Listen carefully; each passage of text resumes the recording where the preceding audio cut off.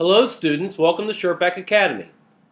In our lesson today we're going to be covering section 1.5 in the ITF Plus course. The topic for this lesson is common units of measure. Let's begin. Our first unit of measurement are bit and bytes. A bit is short for binary digit. If you remember binary notation in an earlier lesson, binary digits are either 0 or 1. A bit is the individual smallest unit of data in a computer. Over here to the right, we have a couple comparisons of what a computer bit looks like.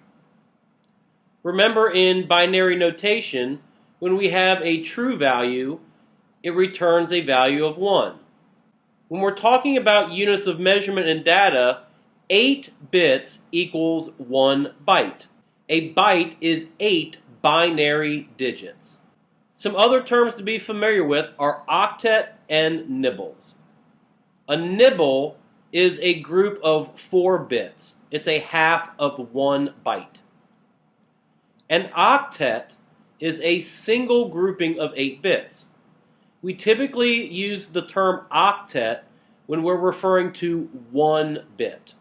When we're talking about units of measurement in this lesson, we're going to be talking about certain multiplier measurement types, including kilobyte, megabyte, gigabyte, and terabyte.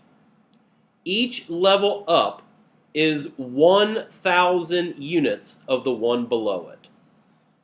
Here to the right, we have a data triangle. This shows us, beginning at the top and going down, the different levels of speed and data storage that we have in our measurement units. Our first speed level we'll talk about are kilobytes. A kilobyte is normally abbreviated as KB. A kilobyte is a data unit that is equal to 1,000 bytes. Kilobytes was the first publicly adopted data storage and throughput standard. The most common kilobyte storage type were floppy disks. Kilobits per second is the data throughput speed, abbreviated as KBPS. Kilobytes were the base standard speed for 2G networks.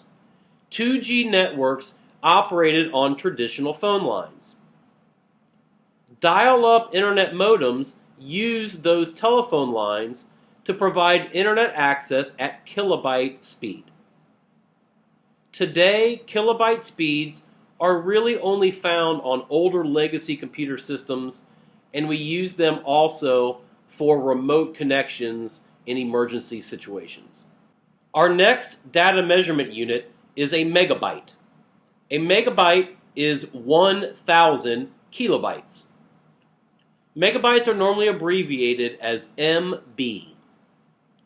Megabyte was the first data standard that supported streaming media. For storage, megabyte storage levels are typically found on optical disks such as DVD and CD-ROMs. Megabit data speed is abbreviated as MBPS, megabits per second. The megabit speed level is used on 3G or third generation networks. Megabits per second is the minimum data throughput speed that we need for streaming media and uploading large files. Gigabytes are a data measurement unit of 1,000 megabytes. It's commonly used in CPU and hard drive storage capacity needs.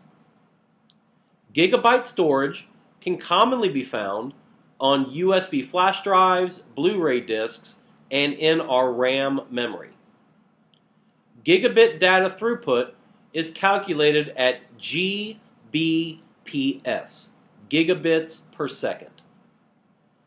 Gigabit speed is used for fiber optic internet broadband and 4G or fourth generation wireless networks. Terabytes are a data measurement unit of 1,000 gigabytes. They are abbreviated as TB. Terabyte storage is available primarily in hard disk drives and remote cloud services. Terabyte speed is abbreviated as TBPS, terabits per second. Terabyte speed is achieved in the newer 5G networks. Terabyte speeds are achievable currently with fiber optic cabling and high-speed satellite connections. Megahertz is a unit that measures processing speed. Megahertz is abbreviated as MHz. It's a unit of alternating current power and electromagnetic wave frequency. 1 megahertz is the same as 1 million hertz. 1 hertz is 1 cycle per second. 1 megahertz is 1 million cycles per second. It's used to measure computer device time, clocks, and also to calculate data transmission speeds. Megahertz can measure the wave frequency in wireless internet signals.